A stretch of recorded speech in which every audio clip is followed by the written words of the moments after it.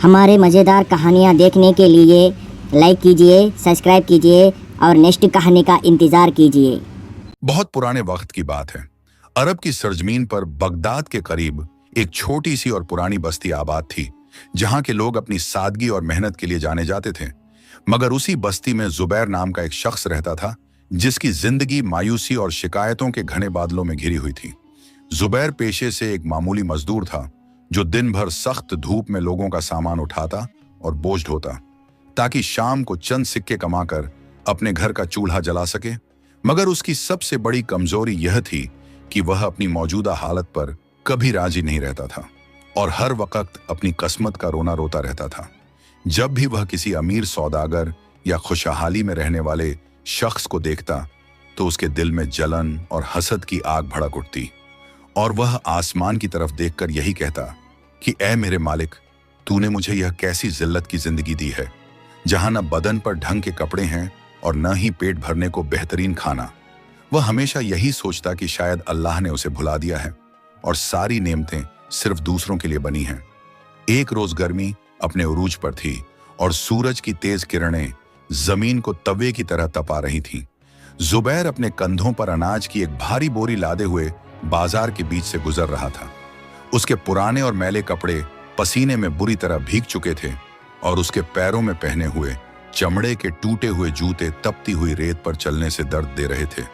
तभी अचानक उसने देखा कि बाजार में शोर हुआ और लोग रास्ते से हटने लगे, क्योंकि शहर का सबसे बड़ा और मशहूर ताजिर अपने शानदार घोड़े पर सवार होकर वहां से गुजर रहा था।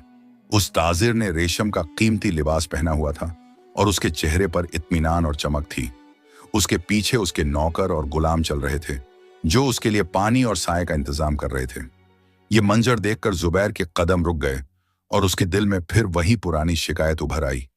उसने अपने कंधे पर रखा हुआ बोझ जमीन पर पटक दिया और वहीं रास्ते के किनारे एक खजूर के पुराने दरख्त के नीचे बैठ गया। उसने गुस्से और दुख में अपने हाथों से सर पकड़ लिया और बड़बड़ाने लगा कि आखिर मेरे नसीब में यह ठोकर खाना ही क्यों लिखा है।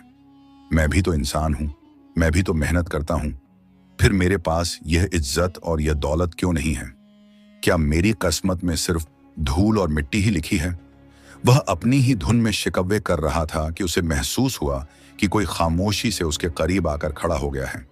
जब जुबैर ने अपनी भीगी हुई आंखों से सर उठाकर देखा, तो उसके सामने एक बुजुर्ग खड़े थे, जिनकी दाढ़ी सफेद और चेहरा नूरानी था। उन्होंने एक सादा सा सफेद चोला पहना हुआ था, जो बहुत साफ सुथरा था, और उनके हाथ में एक लकड़ी का आसा था। वे बुजुर्ग कोई आम इंसान नहीं लग रहे थे, बल्कि उनके अंदाज में एक अजीब सा ठहराव और सुकून था, जो जुबैर की बेचैन रूह को भी महसूस हुआ। बुजुर्ग ने बड़ी नरमी से जुबैर की तरफ देखा और एक गहरी मुस्कुराहट के साथ पूछा कि ऐ नौजवान, तेरी आंखों में यह कैसी नमी और तेरे लहजे में यह कैसा गिला है? क्या तू इस बात से बेखबर है कि तेरा रब अपने बंदों पर कितना मेहरबान है? जुबैर ने पहले तो उन्हें नजरअंदाज करना चाहा, क्योंकि वह इस वक्त किसी नसीहत को सुनने के मूड में नहीं था। लेकिन उस बुजुर्ग की आवाज में कुछ ऐसा जादू था कि वह चाहकर भी उन्हें अनसुना न कर सका। जुबैर ने ठंडी आह भरी और कहा कि बाबा, आप मेरी हालत देख रहे हैं, फिर भी पूछ रहे हैं कि मुझे क्या गम है। देखिए, उस ताजिर को जो अभी यहां से गुजरा है, उसके पास दुनिया की हर वह चीज है जिसकी एक इंसान ख्वाहिश कर सकता है, और एक मैं हूं जो सुबह से शाम तक जान तोड़ मेहनत करता हूं, लेकिन फिर भी 2 वक्त की सूखी रोटी मुश्किल से मैसर होती है। अगर अल्लाह मुझ पर मेहरबान होता तो क्या आज मैं इस हाल में होता? मेरी तकदीर में लिखा है कि मैं हमेशा रोता रहूं। जुबैर की बातें सुनकर बुजुर्ग के चेहरे पर शिकन नहीं आई, बल्कि उनकी मुस्कुराहट और गहरी हो गई। उन्होंने अपने असे को जमीन पर टिका दिया और जुबैर के बराबर में जमीन पर ही बैठ गए। उन्होंने बड़े प्यार से कहा कि बेटा, जो आंखें सिर्फ वह देखती हैं जो उनके पास नहीं है, वह हमेशा अंधेरे में रहती हैं, और जो आंखें वह देखती हैं जो उनके पास मौजूद है, वह रोशनी पा लेती हैं। तुमने उस सौदागर की दौलत तो देख ली, लेकिन क्या तुमने कभी अपनी दौलत का हिसाब लगाया है? जुबैर हैरान रह गया और तंजिया अंदाज में हंसा और बोला कि मेरे पास दौलत? बाबा, आप मजाक कर रहे हैं। मेरे पास तो फूटी कौड़ी भी नहीं है जो मैं बचा सकूं। ये फटे हुए कपड़े और यह थका हुआ जिस्म ही मेरी कुल पूंजी है। बुजुर्ग ने जुबैर का हाथ अपने हाथ में लिया और कहा कि अच्छा, अगर कोई तुझे शहर का सबसे आलीशान महल दे दे और बदले में तेरी ये दोनों आंखें मांग ले तो क्या तू देगा? जुबैर घबरा गया और फौरन बोला कि हरगिज नहीं। अगर आंखें ही नहीं होंगी तो मैं उस महल को कैसे देखूंगा? बुजुर्ग ने फिर पूछा कि अच्छा, अगर कोई तुझे ढेर सारा सोना और चांदी दे दे लेकिन बदले में तेरे ये दोनों हाथ काट ले जिससे तू मेहनत करता है और खाना खाता है, तो क्या तू यह सौदा करेगा? जुबैर ने झटके से अपना हाथ छुड़ाया और कहा कि नहीं बाबा, ये आप कैसी बातें कर रहे हैं? हाथ नहीं होंगे तो मैं अपाहिज हो जाऊंगा। मैं ऐसा सौदा कभी नहीं करूंगा। बुजुर्ग ने तीसरी बार पूछा कि अच्छा, अगर कोई तुझे पूरी दुनिया की बादशाहत दे दे लेकिन बदले में तेरी अकल और समझ ले ले और तुझे पागल बना दे तो क्या तू मंजूर करेगा?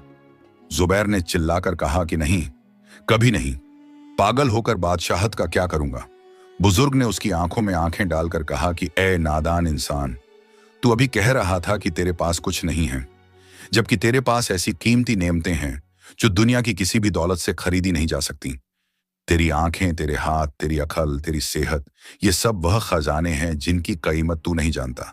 मसला यह नहीं है कि अल्लाह ने तुझे कम दिया है, मसला यह है कि तूने कभी उन नेमतों का इजहार नहीं किया जो तुझे बिना मांगे मिली हैं। तू उन चीजों का रोना रोता है जो तेरे पास नहीं है, लेकिन उन चीजों का शुक्र अदा नहीं करता जो तेरे पास है। याद रखना, जब तक तू अपनी मौजूदा नेमतों का इजहार और शुक्र अदा नहीं करेगा, तब तक तेरी तकदीर के बंद दरवाजे नहीं खुलेंगे। अल्लाह की सुन्नत है कि जो शुक्र करता है और नेमत का इजहार करता है उसे और दिया जाता है, और जो छुपा लेता है और नाखुश रहता है उससे वह भी छीन लिया जाता है जो उसके पास होता है। जुबैर सुन्न होकर बैठा रहा। उसके दिमाग में बुजुर्ग की बातें हथौड़े की तरह लग रही थीं। आज तक किसी ने उसे इस तरह नहीं समझाया था। वह हमेशा यही सोचता था कि पैसा ही सब कुछ है, लेकिन आज उसे एहसास हो रहा था कि शायद वह गलत रास्ते पर था। लेकिन इंसान की फितरत है कि वह इतनी जल्दी अपनी आदत नहीं बदलता। जुबैर ने धीरे से कहा कि बाबा, आपकी बातें सुनने में तो अच्छी लगती हैं, लेकिन हकीकत बड़ी कड़वी होती है। शुक्र करने से पेट नहीं भरता और न ही नेमत का इजहार करने से मेरी जेब में पैसे आएंगे। मुझे कोई ऐसा रास्ता बताइए जिससे मेरी गौरबत खत्म हो और मैं भी इज्जत की जिंदगी गुजार सकूं। बुजुर्ग खड़े हो गए और उन्होंने जुबैर के कंधे पर हाथ रखा और कहा कि रास्ता तो मैं तुम्हें बता सकता हूं, लेकिन वह रास्ता आसान नहीं है। उस पर चलने के लिए तुम्हें अपने अंदर के शैतान से लड़ना होगा और अपनी सोच को बदलना होगा। अगर तू वाकई अपनी तकदीर बदलना चाहता है तो कल सुबह सूरज निकलने से पहले शहर के बाहर वाले पुराने कुएं के पास आ जाना। वहां से मैं तुम्हें एक ऐसे सफर पर भेजूंगा जो तुम्हारी जिंदगी हमेशा के लिए बदल देगा। लेकिन शर्त यह है कि उस सफर में चाहे जो भी हो जाए, तुम अपनी जबान से शिकायत का एक लफ्ज भी नहीं निकालोगे और हर हाल में अपनी नेमतों का इजहार करोगे। क्या तुम्हें मंजूर है? जुबैर ने कुछ देर सोचा। उसे लगा कि शायद यही वह मौका है जिसका उसे इंतजार था। उसने हाँ में सर हिला दिया। बुजुर्ग मुस्कुराए और भीड़ में कहीं गायब हो गए, जैसे वह वहां थे ही नहीं। जुबैर वहां देर तक बैठा रहा। उसके दिल में उम्मीद की एक नई किरण जाग चुकी थी, लेकिन उसे खबर नहीं थी कि जिस सफर के लिए उसने हाँ की है वह कितना कठिन और इम्तिहान वाला होने वाला है। शाम ढले, वह अपने घर की तरफ चला तो आज उसका कदम पहले से थोड़ा हल्का था, लेकिन उसके जहन में सवालों का तूफान था कि वह बुजुर्ग कौन थे और वह कौन सा सफर है जो मेरी तकदीर बदल सकता है। रात की स्याही धीरे धीरे छूटने लगी थी और आसमान के किनारे पर सुबह की पहली सफेदी नमूदार हो रही थी। जुबैर पूरी रात करवटें बदलता रहा था, क्योंकि उस बुजुर्ग की बातें और आने वाले सफर का ख्याल उसे सोने नहीं दे रहा था। जैसे ही फजर की अजान की आवाज फिजा में गूंजी, जुबैर अपने बिस्तर से उठा और अपने पुराने जूतों को पहनकर घर से निकल पड़ा। उसके दिल में डर और उम्मीद दोनों की मिलीजुली कैफियत थी।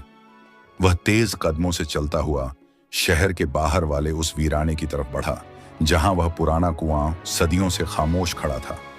हवा में सुबह की ठंडक थी, मगर जुबैर के माथे पर घबराहट का पसीना था। जब वह कुएं के पास पहुंचा तो देखा कि वह बुजुर्ग वहां पहले से मौजूद थे और कुएं की मुंडेर पर बैठे तस्बीह पढ़ रहे थे। उनके चेहरे पर वही पुराना सुकून था जो तूफान में भी किसी चिराग की तरह रोशन लगता था। जुबैर को देखते ही उन्होंने तस्बीह रोकी और खड़े हो गए। उन्होंने बिना कोई भूमिका बांधे अपने झोले से एक मिट्टी का बंद बर्तन निकाला, जिसका मुंह कपड़े और मोम से बुरी तरह सील किया गया था। वह बर्तन देखने में मामूली लग रहा था, मगर जब बुजुर्ग ने उसे जुबैर के हाथों में थमाया तो वह उम्मीद से कहीं ज्यादा भारी था। जुबैर के हाथ उसके बोझ से नीचे झुक गए। बुजुर्ग ने जुबैर की आंखों में आंखें डालकर एक भारी और गंभीर आवाज में कहा कि ऐ नौजवान, यही वह अमानत है जो तुझे तेरी मंजिल तक ले जाएगी।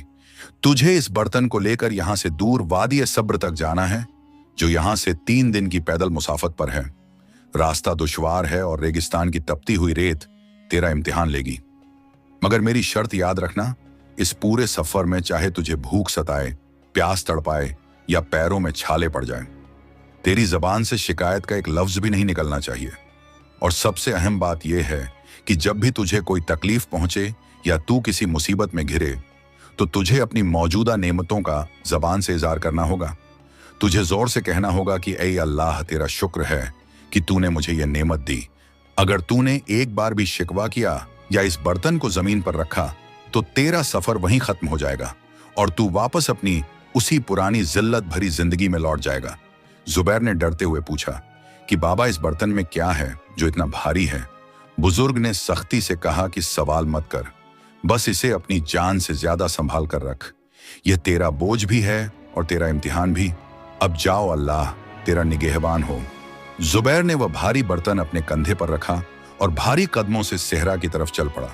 शुरू में तो मौसम खुशगवार था और जुबैर के हौसले बुलंद थे। वह दिल ही दिल में सोच रहा था कि 3 दिन की ही तो बात है, मैं बर्दाश्त कर लूंगा और फिर मेरी किस्मत बदल जाएगी। लेकिन जैसे जैसे सूरज आसमान पर चढ़ता गया, रेत गर्म होती गई और हवा के ठंडे झोंके तपती लू में बदलने लगे। दोपहर होते होते जुबैर की हालत खराब होने लगी। वह मिट्टी का बर्तन जो सुबह उठाया था अब मनों का बोझ लगने लगा था।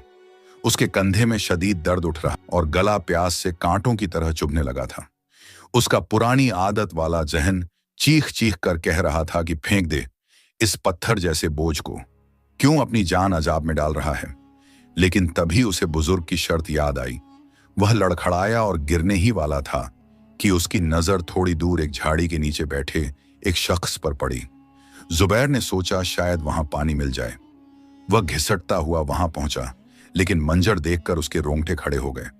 वह शख्स जिंदा तो था, लेकिन उसके दोनों पैर कटे हुए थे और वह जमीन पर रेंग रहा था। उसके कपड़े तार तार थे और वह मिट्टी में सना हुआ था। उस अपाहिज शख्स ने जुबैर को देखा और मुस्कुराया। उसने पास रखे एक टूटे हुए प्याले से घूंट भर पानी पिया और आसमान की तरफ देखकर बोला कि या अल्लाह, तेरा शुक्र है कि तूने मुझे हाथ दिए हैं जिनसे मैं पानी पी सकता हूं, वरना आज मैं प्यासा ही मर जाता। यह सुनकर जुबैर को जैसे एक झटका लगा। उसके पैरों में दर्द था, छाले पड़ चुके थे, लेकिन उसके पास पैर तो थे, वह चल तो सकता था। उसने अपनी जबान को कसे हुए दांतों के दरमियान दबाया ताकि शिकायत बाहर ना आए, और फिर बुजुर्ग का हुक्म याद करके पहली बार अपनी आदत के खिलाफ जाकर जोर से बोला कि या अल्लाह, तेरा शुक्र है कि तूने मुझे सलामत पैर दिए हैं जिनसे मैं अपनी मंजिल की तरफ बढ़ रहा हूं। जैसे ही उसने ये अल्फाज कहे, उसे अपने अंदर एक अजीब सी ताकत महसूस हुई, जैसे उसके कंधे का बोझ थोड़ा हल्का हो गया हो। लेकिन सफर अभी खत्म नहीं हुआ था, बल्कि शुरू हुआ था। शाम होते होते जुबैर की बर्दाश्त जवाब देने लगी। उसके पास जो थोड़ा सा पानी था वह खत्म हो चुका था। भूख से उसकी अंतड़ियां कुलबुला रही थीं। अंधेरा छा रहा था और सेहरा की खामोशी उसे डराने लगी थी। वह एक रेत के टीले पर बैठ गया। उसके दिल में फिर से शैतान ने वसवसा डाला कि जुबैर, तू पागल है। वह बुजुर्ग जरूर कोई जादूगर या धोखेबाज होगा। भला इतनी तकलीफ देकर कोई किस्मत बदलता है? इस बर्तन में जरूर रेत भरी होगी, इसे फोड़ दें और वापस लौट जा। गुस्से और भूख की वजह से जुबैर की आंखों में आंसू आ गए। वह बस रोने ही वाला था कि उसे दूर कहीं से भेड़ियों के रोने की आवाज सुनाई दी।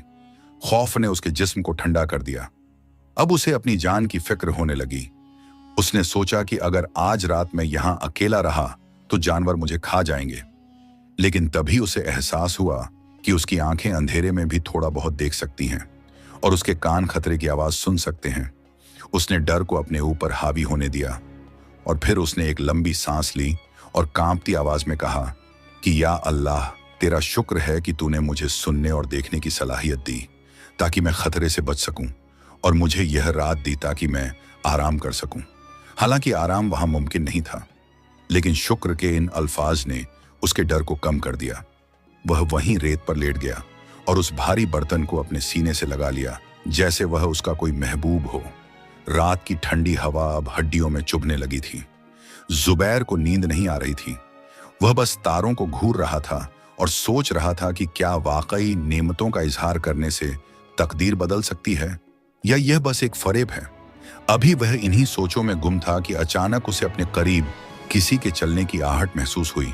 वह चौंक कर उठा। क्या कोई दुश्मन है या कोई मददगार? अंधेरे में उसे एक साया अपनी तरफ बढ़ता हुआ दिखाई दिया, जो खामोशी से उसकी तरफ आ रहा था। जुबैर ने घबराकर अपना बर्तन कसकर पकड़ लिया और पूछा कि कौन है वहां, लेकिन कोई जवाब नहीं आया। बस वह साया करीब आता गया। जुबैर का दिल जोर जोर से धड़कने लगा। क्या यही वह आजमाइश है जिसका जिक्र बुजुर्ग ने किया था, या मौत उसके सर पर खड़ी है? जुबैर की सांसें अटकी हुई थीं और वह दहशत भरी नजरों से उस साए को देख रहा था, जो अंधेरे में किसी भूले भटके मुसाफिर की तरह नहीं, बल्कि किसी शिकारी की तरह उसकी जानिब बढ़ रहा था। जैसे ही वह शक्ल वाजह हुई तो जुबैर का दिल बैठ गया, क्योंकि वह कोई आम इंसान नहीं था, बल्कि एक ताकतवर कद काठी का शख्स था, जिसके चेहरे पर एक बड़ा सा जख्म का निशान था और उसके हाथ में एक चमकदार खंजर चांदनी में चमक रहा था। वह सेहरा का एक बेदर्द लुटेरा लग रहा था, जो शायद जुबैर का पीछा काफी देर से कर रहा था। जुबैर अभी संभलने की कोशिश ही कर रहा था कि उस लुटेरे ने गरजदार आवाज में कहा कि ए मुसाफिर, जो कुछ तेरे पास है मेरे हवाले कर दे, वरना आज यही रेत तेरी कब्र बनेगी। जुबैर के पास देने के लिए था ही क्या, बस वही फटे पुराने कपड़े और वह मिट्टी का भारी बर्तन जो बुजुर्ग ने दिया था। जुबैर ने कांपती आवाज में कहा कि मेरे पास कुछ नहीं है, मैं तो खुद एक गरीब मजदूर हूं जो एक अमानत लेकर सफर कर रहा हूं। लुटेरे की नजर उस मिट्टी के बर्तन पर गड़ी थी और उसकी आंखों में लालच की आग भड़क उठी। उसने सोचा कि जरूर इस भारी बर्तन में सोने के सिक्के या कोई कीमती खजाना छुपा होगा, तभी यह शख्स इसे इतनी हिफाजत से सीने से लगाए बैठा है। उसने खंजर आगे करते हुए हुक्म दिया कि वह बर्तन चुपचाप वहीं रख दे और अपनी जान बचाकर भाग जाए। यह जुबैर के लिए सबसे बड़ा इम्तिहान था। एक तरफ मौत खड़ी थी और दूसरी तरफ वह वादा जो उसने बुजुर्ग से किया था। अगर वह बर्तन देता तो सफर खत्म, और अगर नहीं देता तो जान खत्म। जुबैर के जहन में एक पल के लिए ख्याल आया कि जान बचे तो लाखों पाए, दे देता हूं ये मुसीबत और वापस चला जाता हूं। मगर अगले ही लम्हे उसे याद आया कि यह सफर सिर्फ दौलत का नहीं, बल्कि उसकी रूह और तकदीर के बदलने का है। उसने अपनी आंखें बंद की और दिल ही दिल में अल्लाह को पुकारा। उसने सोचा कि अगर मौत लिखी है तो यही सही, लेकिन मैं अमानत में खयानत नहीं करूंगा। उसने हिम्मत करके कहा कि यह बर्तन मैं तुम्हें नहीं दे सकता, चाहे तुम मेरी जान ले लो। लुटेरा गुस्से से पागल हो गया और उसने जुबैर पर हमला कर दिया। दोनों के दरमियान रेत पर जबरदस्त हाथापाई शुरू हो गई।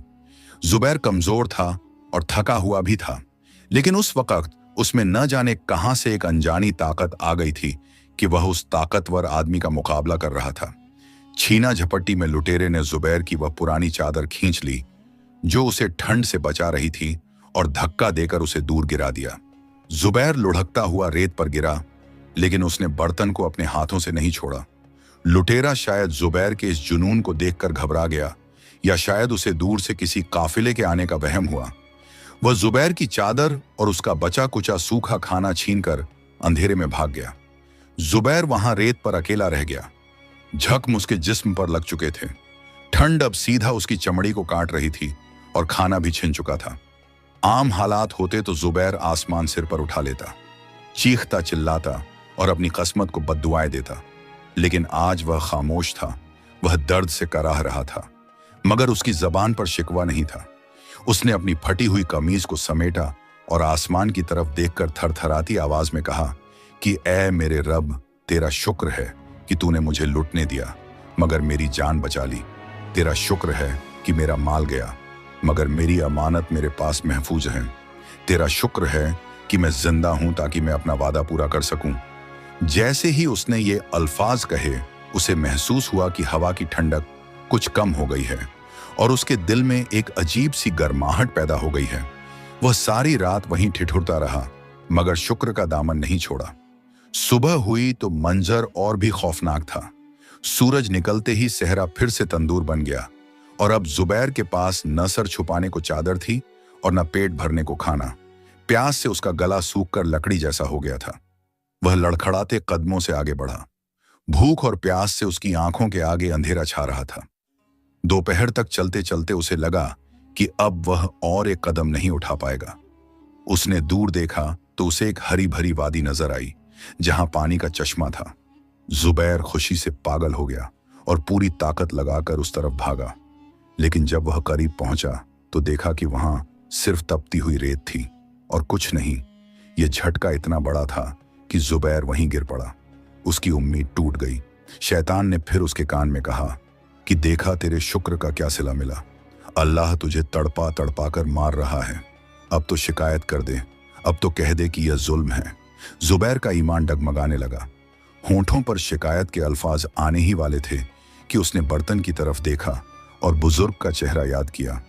उसने अपनी सूखी जबान को हिलाया और वह अल्फाज कहे जो कहना नामुमकिन था। उसने कहा कि या अल्लाह तेरा शुक्र है कि तूने मुझे यह धोखा दिखाया ताकि मुझे यकीन हो जाए कि असली सुकून सिर्फ तेरे पास है, दुनिया के धोखों में नहीं। तेरा शुक्र है कि तूने मुझे गिरने दिया ताकि मैं फिर से उठ सकूं।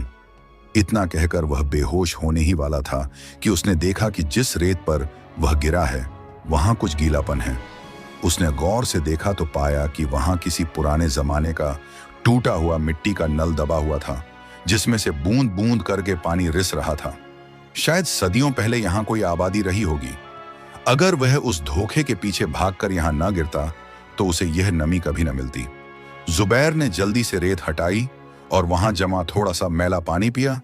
वह पानी अमृत से कम नहीं था। उसने फिर सजदा किया और कहा कि तेरा शुक्र है कि तूने मुझे वहीं गिराया जहां मेरी जिंदगी थी। पानी पीकर उसमें थोड़ी जान आई। वह उठा और फिर से चलने लगा, लेकिन अब रास्ता बदल चुका था। सामने सीधा मैदान नहीं था, बल्कि नुकीली चट्टानों का सिलसिला शुरू हो रहा था। सूरज ढलने वाला था और जुबैर के पैरों के तलवे छिल चुके थे। वह चट्टानों के बीच से गुजर रहा था कि अचानक उसका पैर फिसला और वह एक गहरी खाई की तरफ लुढ़क गया।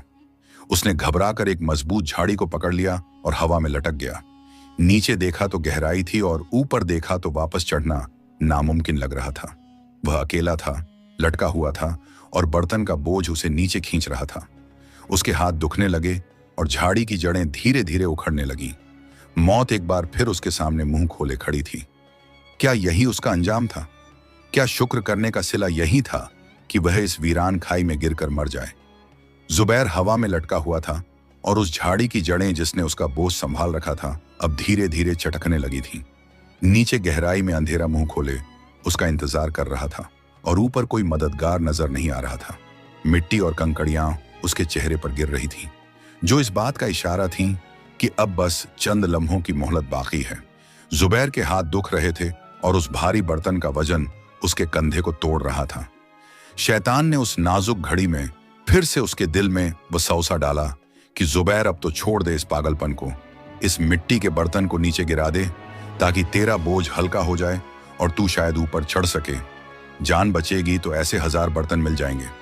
एक पल के लिए जुबैर का इरादा डगमगाया। जिंदगी सबको प्यारी होती है, लेकिन फिर उसे वह वादा याद आया जो उसने बुजुर्ग से किया था। उसने सोचा कि अगर आज मैंने यह बोझ गिरा दिया तो मैं अपनी नजरों में गिर जाऊंगा। अगर मरना ही है तो अमानत की हिफाजत करते हुए मरूंगा ताकि अल्लाह के सामने शर्मिंदा ना होना पड़े। उसने अपनी आंखें बंद की और मौत को गले लगाने के लिए तैयार हो गया, लेकिन चीखने और रोने की बजाय उसने अपनी आदत के मुताबिक शुक्र अदा करना शुरू किया। उसने थरथराते होंठों से कहा कि या अल्लाह तेरा शुक्र है कि तूने मेरे हाथों में अब तक इतनी ताकत बनाए रखी कि मैं लटका रहा। तेरा शुक्र है कि तूने मुझे गिरने से पहले संभलने का एक मौका दिया ताकि मैं तुझे याद कर सकूं। अब तेरी मर्जी है, मुझे बचा या अपने पास बुला ले, मैं राजी हूं। अभी वह यह कह ही रहा था कि झाड़ी की आखिरी जड़ टूट गई और जुबैर नीचे की तरफ फिसला। उसके मुंह से एक हल्की सी चीख निकली ही थी कि अचानक एक मजबूत हाथ ने हवा में ही उसकी कलाई को थाम लिया और वह गिरते गिरते रुक गया। जुबैर ने हैरानी से ऊपर देखा तो पाया कि एक नकाबपोश शख्स चट्टान के किनारे लेटा हुआ है, जिसने अपना हाथ नीचे बढ़ाकर उसे पकड़ा हुआ था। वह शख्स कोई फरिश्ता नहीं बल्कि एक मामूली सहाराई मुसाफिर लग रहा था। उस मुसाफिर ने पूरी ताकत लगाकर जुबैर को ऊपर खींच लिया। जुबैर हांफता हुआ जमीन पर गिर पड़ा। उसकी सांसें फूली हुई थीं और जिस्म कांप रहा था। जब वह संभला तो देखा कि वह मुसाफिर खामोशी से अपना सामान बांध रहा है। जुबैर ने गहरी एहसानमंदी से कहा कि भाई, तेरा बहुत बहुत शुक्रिया, तूने मेरी जान बचा ली। अगर तू ना आता तो आज मेरी कहानी खत्म थी। उस मुसाफिर ने नकाब के पीछे से गहराई भरी आवाज में कहा कि शुक्रिया मेरा नहीं, उस जात का अदा कर जिसने मुझे ठीक उसी वक्त यहां से गुजारा। जब तू गिरने वाला था, मैं तो बस अपने रास्ते जा रहा था कि मुझे किसी के गिरने की आहट सुनाई दी। फिर उस मुसाफिर की नजर जुबैर के गले में लटके हुए उस मिट्टी के भारी बर्तन पर पड़ी। उसने हैरानी से पूछा कि ऐ नादान इंसान, जब तू मौत के मुंह में था तब तूने इस बेकार से मिट्टी के बर्तन को क्यों नहीं फेंका? इसने तेरी जान को खतरे में डाल दिया था। जुबैर ने बर्तन पर हाथ फेरते हुए कहा कि यह सिर्फ मिट्टी का बर्तन नहीं है, यह मेरा इम्तिहान है और मेरी अमानत है। अगर मैं इसे फेंक देता तो शायद मेरी जान बच जाती, लेकिन मेरा ईमान मर जाता। मुसाफिर ने जुबैर की आंखों में देखा और कुछ देर खामोश रहा, फिर बोला कि तेरी बातों में सच्चाई की खुशबू है। लगता है तू किसी बड़ी मंजिल का मुसाफिर है। आ मेरे साथ, मैं भी उसी तरफ जा रहा हूं जहां रास्ता खत्म होता है। जुबैर उस अजनबी के साथ चल पड़ा। वह शख्स रास्ते में एक लफ्जा नहीं बोला, बस चुपचाप चलता रहा। रात भर वे दोनों चलते रहे और जब तीसरे दिन का सूरज निकला तो वे एक अजीबो गरीब जगह पहुंच गए।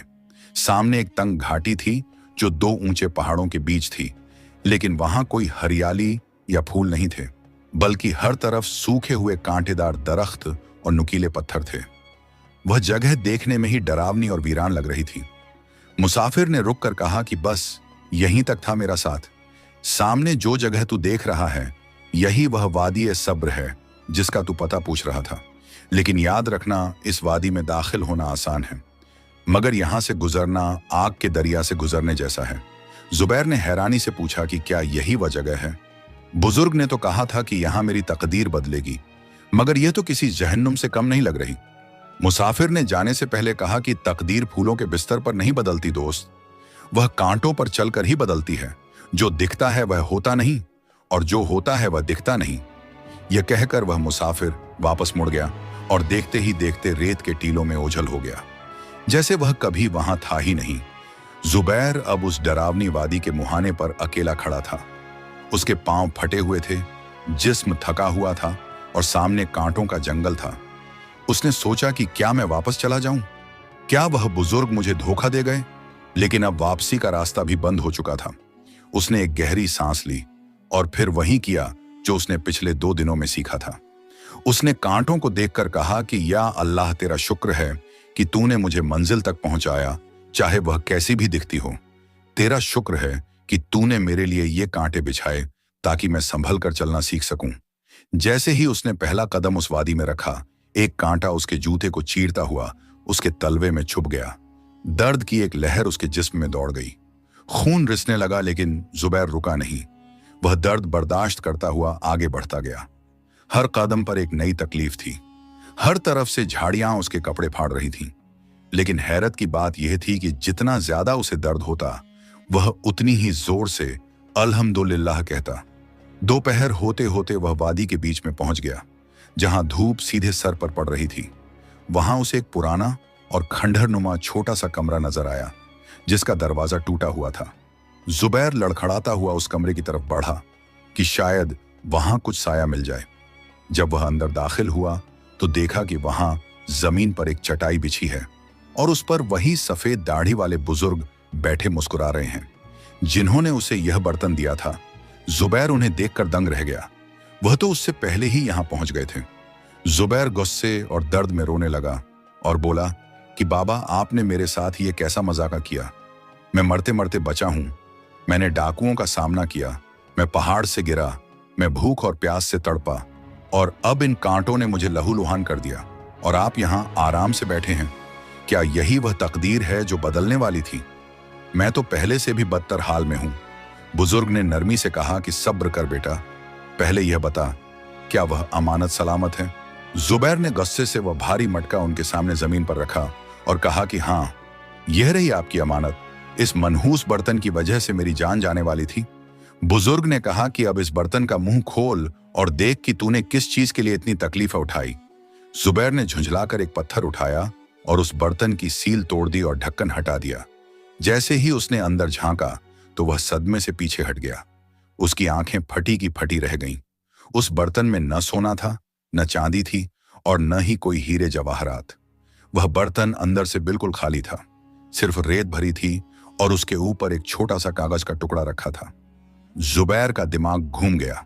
उसने वह रेत मुट्ठी में लेकर जमीन पर फेंकी और चिल्लाया कि रेत, सिर्फ मामूली रेत। मैंने इस रेत के लिए अपनी जान खतरे में डाली। मैंने 3 दिन का अजाब झेला, सिर्फ इस बेकार मिट्टी के लिए। आपने मुझे धोखा दिया बाबा, आपने मेरे जज्बात के साथ खेला। वह घुटनों पर गिरकर रोने लगा। उसकी सारी हिम्मत जवाब दे गई थी। उसे लगा कि दुनिया में उससे बड़ा बदनसीब कोई नहीं है।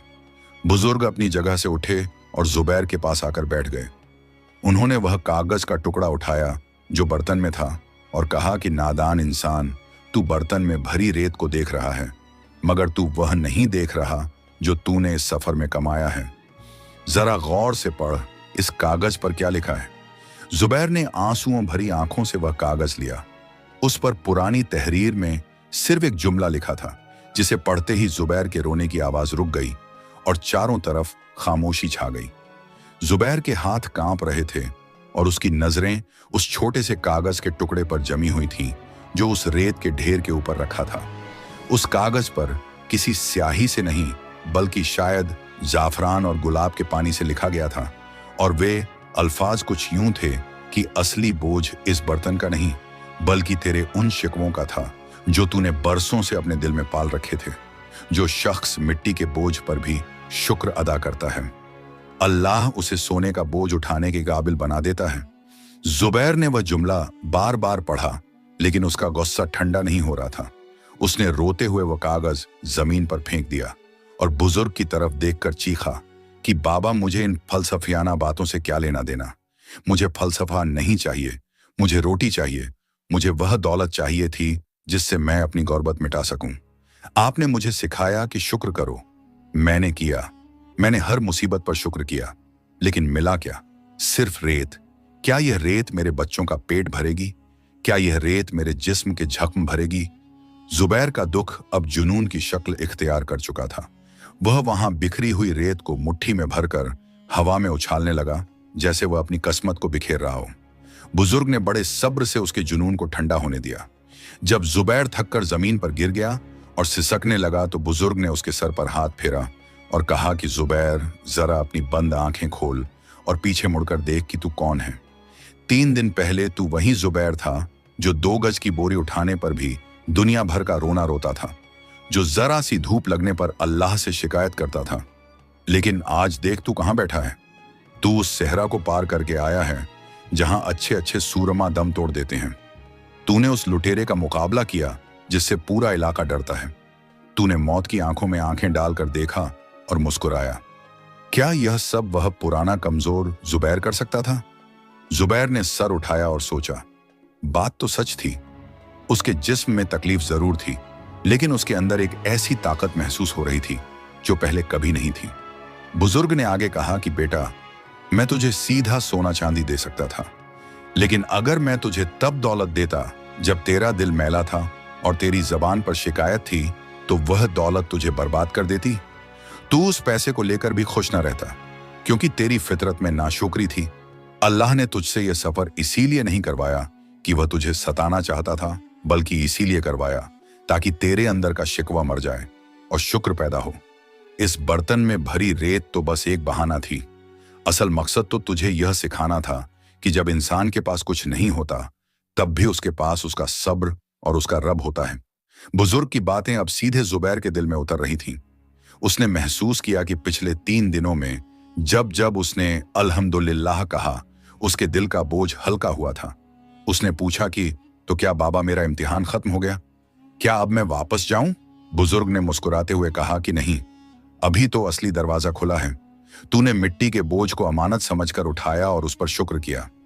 अब वक्त है कि तू इस मिट्टी की हकीकत को जाने। बुजुर्ग ने इशारा किया कि वह बिखरी हुई रेत वापस उस बर्तन में भरे। जुबैर ने बिना किसी सवाल के वैसा ही किया। जब सारी रेत वापस बर्तन में भर गई तो बुजुर्ग ने अपने झोले से पानी की एक चमड़े की मश्क निकाली और उस रेत पर थोड़ा सा पानी छिड़का और जुबैर से कहा कि अब इस गीली मिट्टी को अपने हाथों से गूंद और इससे कोई भी एक चीज बना जो तुझे सबसे ज्यादा पसंद हो। जुबैर हैरान था कि यह क्या बचपना है, लेकिन अब उसका दिल बुजुर्ग पर यकीन कर चुका था। उसने वह गीली मिट्टी ली और उसे गूंदना शुरू किया। जैसे जैसे वह मिट्टी को आकार दे रहा था, उसे अपने बचपन की याद आ गई। जब वह मिट्टी के खिलौने बनाता था और खुश रहता था। उसने बड़े ध्यान से उस मिट्टी से एक छोटा सा अनार बनाया, क्योंकि उसे बचपन से अनार बहुत पसंद थे, जो वह कभी खरीद नहीं पाता था। जब वह मिट्टी का अनार बन गया तो बुजुर्ग ने उसे धूप में रखने को कहा। कुछ देर बाद जब धूप उस मिट्टी के अनार पर पड़ी तो एक अजीब वाकया हुआ। वह मिट्टी सूख कर सख्त होने के बजाय धीरे धीरे अपना रंग बदलने लगी। पहले वह भूरी थी, फिर लाल हुई और देखते ही देखते उसमें से एक असली खुशबू आने लगी। जुबैर अपनी आंखें मलने लगा कि कहीं या फिर कोई धोखा तो नहीं, लेकिन वह हकीकत थी। वह मिट्टी का अनार अब एक असली ताजा और रसीला अनार बन चुका था। जुबैर डर गया और पीछे हट गया। वह बोला कि बाबा, यह क्या है? मिट्टी फल कैसे बन गई? बुजुर्ग हंस पड़े और बोले कि यह जादू नहीं है जुबैर, यह बरकत है। जब इंसान शुक्र के साथ मेहनत करता है और अल्लाह की रजा पर राजी रहता है तो अल्लाह उसकी मिट्टी को भी सोना और उसकी मेहनत को फल बना देता है।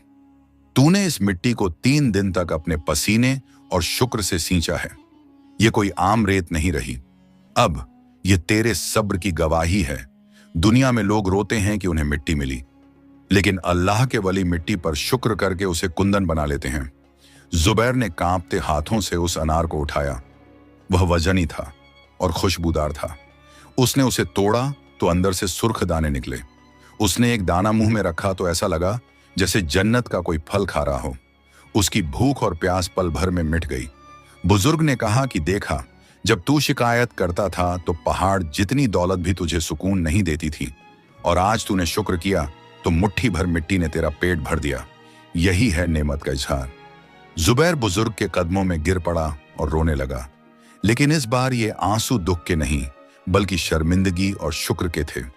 वह बोला कि बाबा, मुझे माफ कर दें, मैं बहुत बड़ा गुनाहगार हूं। मैं सारी जिंदगी समझता रहा कि अल्लाह ने मुझे कुछ नहीं दिया, जबकि कमी मेरे मांगने और मेरे देखने में थी।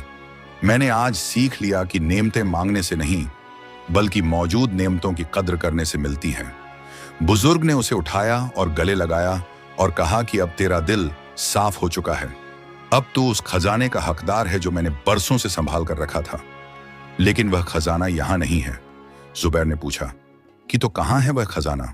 बुजुर्ग ने वादी के आखिरी सिरे की तरफ इशारा किया, जहां एक पुराना बंद दरवाजा चट्टान में खुदा हुआ था। उन्होंने कहा कि वह दरवाजा सिर्फ तब खुलता है जब कोई शख्स सच्चे दिल से अल्लाह की दी हुई हर हालत पर राजी हो जाए। जा उस दरवाजे को धक्का दे। अगर तेरा शुक्र सच्चा है तो वह खुल जाएगा, और अगर अब भी दिल में कोई मैल है तो वह चट्टानों की तरह जम जाएगा। जुबैर उस दरवाजे की तरफ बढ़ा। उसका दिल जोर जोर से धड़क रहा था। यह उसके सफर का आखिरी पड़ाव था। क्या वाकई वह दरवाजा खुलेगा या यह फिर कोई नई आजमाइश है? उसने दरवाजे पर हाथ रखा जो सदियों से बंद लग रहा था। उसने आंखें बंद की और दिल की गहराइयों से कहा कि या अल्लाह, अगर उस तरफ कुछ न भी हो तो भी मैं राजी हूं, और अगर खजाना हो तो भी मैं तेरा शुक्र अदा करूंगा। मुझे अब दौलत नहीं, तेरी रजा चाहिए। और जैसे ही उसने यह कहा, चट्टानों में एक गड़गड़ाहट हुई और दरवाजा हिलने लगा। चट्टानों की वह गड़गड़ाहट तेजी से बढ़ने लगी और वह भारी भरकम पत्थर का दरवाजा जो सदियों से वीराने में बंद पड़ा था, जुबैर के सच्चे शुक्र के अल्फाज सुनते ही अपनी जगह से हिलने लगा। जैसे ही दरवाजा धीरे धीरे अंदर की तरफ खुला तो उसके पीछे से अंधेरा नहीं बल्कि एक ऐसी तेज और नूरानी रोशनी बाहर आई कि जुबैर को अपनी आंखें बंद करनी पड़ी। जब उसने हाथ हटाकर दोबारा देखा तो वह हैरत के समंदर में डूब गया, क्योंकि सामने कोई तंग गुफा नहीं थी बल्कि पहाड़ के अंदर छिपी हुई एक पूरी अलग दुनिया आबाद थी। वहां हरे भरे बागात थे जिनके दरख्त फलों से लदे हुए थे। साफ शफाफ पानी की नहरें बह रही थीं, जिनकी कल कल करती आवाज में एक अजीब सा सुकून था, और हवा में कस्तूरी और अंबर की खुशबू बसी हुई थी। यह मंजर देखकर जुबैर को लगा कि शायद वह मर चुका है और जन्नत में आ गया है। लेकिन तभी बुजुर्ग ने उसका हाथ पकड़कर उसे अंदर खींचा और कहा कि आओ जुबैर, यह जन्नत नहीं है, बल्कि यह दुनिया ही का वह हिस्सा है जिसे अल्लाह ने नाशुक्रों की नजरों से छुपा रखा है और शुक्रगुजारों के लिए महफूज कर रखा है। जुबैर डरता डरता अंदर दाखिल हुआ। उसके फटे हुए जूतों के नीचे नरम घास थी जो मखमल से भी ज्यादा मुलायम थी। थोड़ा आगे चलने पर उन्हें एक विशाल सरोवर नजर आया जिसके किनारे सोने और चांदी के सिक्कों के ढेर लगे हुए थे। वहां हीरे, जवाहरात, मोती और याकूत ऐसे बिखरे हुए थे जैसे समंदर किनारे रेत बिखरी होती है। दौलत का इतना बड़ा अंबार देखकर किसी भी इंसान का ईमान डोल सकता था। वह जुबैर जो 4 दिन पहले एक सिक्के के लिए धूप में मरता था, आज अरबों की दौलत के सामने खड़ा था। लेकिन हैरत की बात यह थी कि जुबैर की आंखों में वह पुरानी लालच वाली चमक नहीं थी। उसने झुककर एक सोने का हार उठाया, उसे अपने हाथ में तोला। वह ठंडा और भारी था, मगर उसे महसूस हुआ कि जो सुकून उसे उस मिट्टी के अनार को देखकर मिला था, वह इस सोने को देखकर नहीं मिल रहा। उसने वह हार वापस ढेर पर रख दिया। बुजुर्ग उसे गौर से देख रहे थे। उन्होंने पूछा कि क्या बात है जुबैर, तेरी आंखें फटी क्यों नहीं हैं? तू खुशी से नाच क्यों नहीं रहा? यह वही दौलत है जिसके लिए तू शिकायतें करता था, जिसके लिए तू अपनी किस्मत को कोसता था। अब यह सब तेरी है, इसे उठा और जो चाहे कर। जुबैर ने एक गहरी सांस ली और नम आंखों से बुजुर्ग की तरफ देखकर बोला कि बाबा, सच कहूं तो मुझे यह सब अब पत्थर के टुकड़े लग रहे हैं। मेरे दिल में अब इनकी वह तड़प नहीं रही। मुझे लगता है कि असली दौलत वह शुक्र का एहसास है जो मेरे दिल में पैदा हुआ है। जब मैं बाहर कांटों पर चल रहा था और अल्लाह का शुक्र अदा कर रहा था, तो मुझे जो मजा आ रहा था वह इस सोने के ढेर में नहीं है। अगर मैं यह दौलत ले भी लूं तो क्या यह मेरी रूह की प्यास बुझा पाएगी? बुजुर्ग की आंखों में आंसू आ गए। उन्होंने जुबैर को गले लगा लिया और कहा कि मुबारक हो बेटा, आज तेरा इम्तिहान मुकम्मल हुआ। अगर तू लालच में आकर इन सिक्कों पर टूट पड़ता तो यह दरवाजा हमेशा के लिए बंद हो जाता और यह सोना मिट्टी बन जाता। लेकिन तूने अपने नफ्स पर काबू पा लिया है। असल में यह खजाना कारून का नहीं, बल्कि एक ऐसे सखावत करने वाले बादशाह का था जिसने अल्लाह से वादा किया था कि मेरी दौलत सिर्फ उसके हाथ में जाएगी, जो इसका हकदार हो। बुजुर्ग ने फिर एक संदूक की तरफ इशारा किया और कहा कि लेकिन सुनो जुबैर, अब तुम्हारे सामने एक आखिरी फैसला है। तुम चाहो तो यह सब कुछ यहीं छोड़कर इस बाग में हमेशा के लिए रह सकते हो। यहां ना भूख है, ना दुख है, ना दुनिया का शोर है। तुम यहां सुकून की जिंदगी गुजार सकते हो, या फिर तुम इस दौलत में से उतना हिस्सा ले जा सकते हो जितना तुम उठा सको और वापस अपनी बस्ती में जा सकते हो। लेकिन याद रखना, वहां वही पुराने लोग हैं, वही जलन रखने वाले पड़ोसी हैं, वही धूप है और वही तकलीफ है। फैसला तुम्हारा है, सुकून या जिम्मेदारी। जुबैर सोच में पड़ गया। एक तरफ यह जन्नत जैसी जिंदगी थी जहां उसे कुछ नहीं करना था, और दूसरी तरफ उसकी वह गरीब बस्ती थी जहां लोग भूख से मर रहे थे। उसे अपने पड़ोसी याद आए जो कई रातों से भूखे सोते थे। उसे वे लोग याद आए जो उसकी तरह शिकायत करते थे क्योंकि उन्हें कोई राह दिखाने वाला नहीं था। जुबैर ने सोचा कि अगर मैं यहां रुक गया तो मैं तो बच जाऊंगा, लेकिन मेरे वे भाई जो अंधेरे में हैं उनका क्या होगा? अल्लाह ने मुझे यह रोशनी सिर्फ मेरे लिए तो नहीं दी, उसने मुझे चुना ताकि मैं दूसरों का सहारा बन सकूं। जुबैर ने सर उठाया और मजबूती से कहा कि बाबा, मैं वापस जाऊंगा। बुजुर्ग ने हैरानी से पूछा कि वापस? उसी जिल्लत की तरफ। क्यों? जुबैर ने मुस्कुराते हुए कहा कि क्योंकि बाबा, चिराग का काम खुद जलना नहीं बल्कि अंधेरे में रोशनी करना होता है। अगर मैं यहां रह गया तो मेरी जात का भला तो हो जाएगा, लेकिन मेरी बस्ती के लोग नाशुक्री के अंधेरे में मर जाएंगे। मैं यह दौलत लेकर जाऊंगा, अपने लिए नहीं बल्कि उनके लिए। मैं उन्हें बताऊंगा कि अल्लाह की नेमत का इजहार कैसे तकदीर बदलता है। मैं उन्हें सिखाना चाहता हूं कि मिट्टी भी सोना बन सकती है। अगर नीयत साफ हो, मुझे सुकून नहीं चाहिए, मुझे खिदमत करनी है। बुजुर्ग का चेहरा खुशी से दमक उठा। उन्होंने कहा कि यही वह जवाब था जिसका मुझे सदियों से इंतजार था। तू अब सिर्फ एक अमीर आदमी नहीं बल्कि एक मसीहा बनकर वापस जाएगा। फिर बुजुर्ग ने जुबैर की मदद की और उसके पुराने बर्तन में नहीं बल्कि बेहतरीन रेशमी थैलियों में सोने के सिक्के और जवाहरात भरे उन्होंने उसे कुछ खास बीज भी दिए और कहा कि ये इस बाग के फलों के बीज हैं, इन्हें अपनी बस्ती की जमीन में बोना। जब लोग शुक्र करना सीख जाएंगे तो तुम्हारी बंजर जमीन भी इस बाग की तरह हरी भरी हो जाएगी। जुबैर ने वह दौलत का बोझ अपने कंधों पर उठाया, लेकिन इस बार यह बोझ उसे भारी नहीं लग रहा था, क्योंकि उसकी नीयत हल्की थी। जाने से पहले उसने बुजुर्ग के हाथ चूमे और पूछा कि बाबा, क्या हम फिर कभी मिलेंगे? बुजुर्ग ने हंसकर कहा कि जब भी तू किसी गरीब के आंसू पोंछेगा या किसी मायूस इंसान को शुक्र का रास्ता दिखाएगा, मुझे वहां अपने पास पाएगा। मैं कहीं और नहीं हूं, मैं नेकी हूं जो हर अच्छे काम में मौजूद होती है। जुबैर ने आखिरी बार उस खूबसूरत बाग को देखा और फिर हिम्मत करके वापस उस अंधेरे दरवाजे की तरफ कदम बढ़ाया जो उसे वापस दुनिया में ले जाने वाला था। जैसे ही वह बाहर निकला, दरवाजा उसके पीछे हमेशा के लिए बंद हो गया और वहां सिर्फ एक मामूली चट्टान रह गई। लेकिन जुबैर के पास अब वह कुंजी थी जो किसी भी चट्टान को पिघला सकती थी। वह वादी सब्र से वापस सेहरा की तरफ चला। अब न धूप उसे जला रही थी और न कांटे उसे चुभ रहे थे। उसकी चाल में बादशाहों जैसा वकार था। वह जानता था कि जब वह बस्ती में पहुंचेगा तो एक नया तूफान आएगा। लोग सवाल करेंगे, शायद इल्जाम भी लगाएंगे कि यह दौलत चोरी की है। लेकिन जुबैर तैयार था। वह सिर्फ सोना लेकर नहीं जा रहा था, वह एक पैगाम लेकर जा रहा था। सफर वापसी का हमेशा छोटा लगता है, क्योंकि मंजिल पा लेने के बाद कदमों में थकान नहीं रहती, बल्कि एक नई उड़ान होती है। जुबैर जब अपनी बस्ती में वापस दाखिल हुआ तो शाम का वक्त था और वही पुराना मंजर था जहां लोग चौराहे पर बैठे अपनी अपनी परेशानियों का रोना रो रहे थे। किसी के चेहरे पर मायूसी थी तो किसी के लहजे में गुस्सा। लेकिन जैसे ही उनकी नजर जुबैर पर पड़ी तो सब हैरान रह गए। यह वह पुराना झुका हुआ और मैला कुचैला जुबैर नहीं था, बल्कि एक बावकार शख्स था जिसके लिबास साफ थे और चेहरे पर ऐसी रौनक थी जैसे वह सूरज की रोशनी अपने साथ लेकर आया हो। उसके पीछे लदे हुए घोड़े और सामान देखकर बस्ती वालों में हलचल मच गई। लोग भागे भागे आए और उसे घेर लिया। कुछ लोगों ने तो दबी जबान में कहना शुरू कर दिया कि जरूर इसने कहीं चोरी की है या किसी काफिले को लूटा है। लेकिन जुबैर ने किसी की बात का बुरा नहीं माना, बल्कि मुस्कुराकर सबको सलाम किया। उसने सबसे पहले उस जगह जाकर अपना डेरा जमाया जहां वह कभी मजदूरी के इंतजार में बैठा करता था। उसने बस्ती के बुजुर्गों और नौजवानों को इकट्ठा किया और वे रेशमी थैलियां खोल दी जिनमें सोना और जवाहरात थे। सोने की चमक देखकर लोगों की आंखें चौंधिया गईं।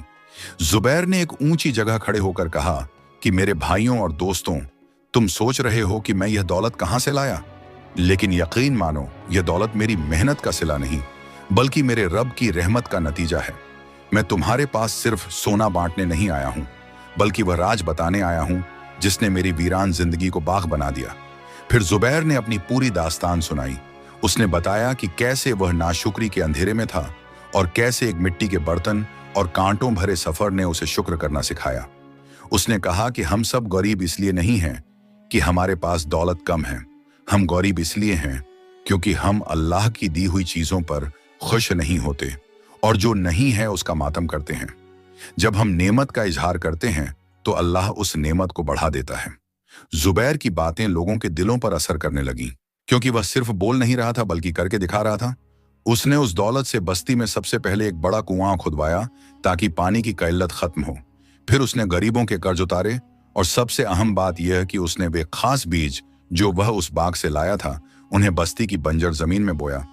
शर्त यह थी कि खेत में काम करने वाला हर शख्स शिकायत नहीं करेगा, बल्कि हर बीज बोते वक्त बिस्मिल्लाह और अल्हम्दुलिल्लाह कहेगा। देखते ही देखते कुछ महीनों में वह बस्ती जो कभी रेत का टीला थी वहां हरियाली छा गई। उन बीजों से जो फल निकले वे इतने मीठे और बड़े थे कि आसपास के शहरों से लोग उन्हें खरीदने आने लगे। जुबैर ने लोगों को सिखाया कि जब भी नया लिबास पहनो तो कहो शुक्र है अल्लाह का जिसने मुझे यह पहनाया। जब खाना खाओ तो कहो शुक्र है उसका जिसने खिलाया। धीरे धीरे लोगों की जबान से शिकवा खत्म हो गया और हर तरफ शुक्र की गूंज सुनाई देने लगी। बरकत का ऐसा आलम हुआ कि वह बस्ती जो कभी गम की बस्ती कहलाती थी अब शुक्र की बस्ती के नाम से मशहूर हो गई। जुबैर अब बूढ़ा हो चुका था। वह अक्सर उसी खजूर के दरख्त के नीचे बैठा करता था जहां पहली बार वह बुजुर्ग मिले थे। एक रोज वह अपनी आखिरी सांसें ले रहा था। बस्ती के लोग उसके गिर्द जमा थे और रो रहे थे। जुबैर ने मुस्कुराकर कहा, रोना मत, मैं खाली हाथ आया था लेकिन भरे हुए दिल के साथ जा रहा हूं। मैंने तुम्हें दौलत दी, वह खत्म हो सकती है, लेकिन मैंने तुम्हें शुक्र का जो हुनर दिया है वह तुम्हें हमेशा अमीर रखेगा। इतना कहकर उसने कलमा पढ़ा और अपनी जान जाने आफरीन के हवाले कर दी। जुबैर चला गया, लेकिन आज सदियां गुजर जाने के बाद भी उस बस्ती के लोग जब सुबह उठते हैं तो सबसे पहले आसमान की तरफ देखकर मुस्कुराते हैं और कहते हैं, या अल्लाह तेरा शुक्र है। और यही वह तकदीर है जो बदल गई थी। कहानी का असल उद्देश्य, इस कहानी का बुनियादी उद्देश्य यह एहसास दिलाना था कि इंसान की परेशानी की सबसे बड़ी वजह कमी नहीं बल्कि नाशुक्री है। हम पूरी जिंदगी उन दरवाजों को देखने में गुजार देते हैं जो बंद हैं और उन दरवाजों को नजरअंदाज कर देते हैं जो खुले हैं। जुबैर की जिंदगी तब नहीं बदली जब उसे खजाना मिला, बल्कि तब बदली जब उसने खाली मिट्टी के बर्तन पर शुक्र करना सीख लिया। अल्लाह का कानून साफ है कि अगर तुम शुक्र करोगे तो मैं तुम्हें और ज्यादा दूंगा। यह कहानी एक आईना है ताकि हम खुद को देख सकें कि हम मांगने वाले हैं या शुक्र करने वाले। इस कहानी की सीख नेमत का इजहार यह है कि अपनी तकलीफों को गिनने के बजाय अपनी नेमतों को गिनो और उनका जबान से इजहार करो। मुसीबत में सब्र यह है कि जब हालात सख्त हों तो शिकायत करने के बजाय सब्र और शुक्र का रास्ता चुनो, क्योंकि कांटों के बाद ही फूल खिलते हैं। बरकत का राज यह है कि दौलत मेहनत से मिलती है, लेकिन बरकत शुक्र से आती है। एक गुजारिश, चिराग से चिराग जलता है, रोशनी कम नहीं होती। अगर इस कहानी के किसी जुमले ने आपके दिल में शुक्र की हल्की सी भी चिंगारी जलाई है या आपको अपनी किसी नेमत का एहसास दिलाया है, तो इस रोशनी को अपने तक कैद न रखें। हो सकता है आपके एक साझा करने से कोई ऐसा शख्स जो मायूसी के अंधेरे में घिरा हो, उसे उम्मीद की नई किरण मिल जाए। अच्छी बात फैलाना भी एक सदका है। इस पैगाम को आगे बढ़ाइए, शायद किसी की तकदीर आपके एक प्रयास की मुंतजिर हो।